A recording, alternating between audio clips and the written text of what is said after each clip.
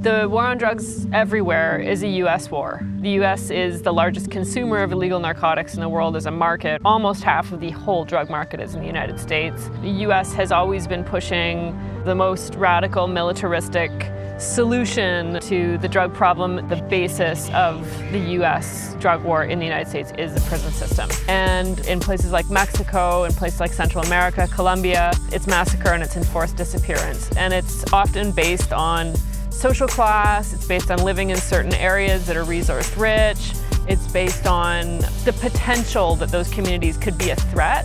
That's where, again, that same pretext gets used. They're called narco-traffickers, they're called drug dealers, and instead of being, brought to jail, they're murdered in the street. I think what's happening in Mexico is a counterinsurgent war against the people. And I think in Mexico, they've sort of expanded the idea of who the insurgent is to include basically the entire population. Even just the idea that people are living in different ways, that they have assemblies, that they're living on collective land, that they're organizing in some way, even just with their neighbors, all of those things are seen as threats to the dominant order. And in Mexico, they're being dealt with through a kind of counterinsurgency that is extremely violent. The Merida Initiative started in 2008, and it's a multi-billion-dollar plan funded by the United States to finance the militarization, essentially, of the war on drugs in Mexico. So when the drug war started in 2006, there was 4,000 federal police. Now there's 40,000, and they're deployed together with the army to different cities to fight the war on drugs. And what we see time after time in these different regions where federal police and soldiers are deployed together is a spike in homicide rates, a spike in violence, a spike in disappearances, and again, enacted against the population at large. We're told that it's one drug cartel sending a message to another drug cartel.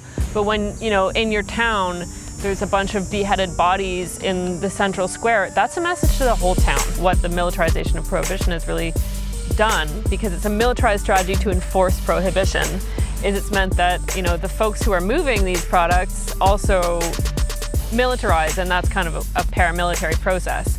In Mexico, these groups aren't explicitly political groups, but it's clear that they often work closely with other parts of the same state apparatus that's fighting them. So like, say the federal police come in and they crack down on the Sinaloa cartel. Okay, the Sinaloa cartel goes and they start working with state-level police officers, whatever it is. So people in these strategic areas, just regular folks trying to get on with their lives, they're the ones who are being, picked up, disappeared. They're the ones who are being massacred. They're the ones who are paying actually with their lives for this war.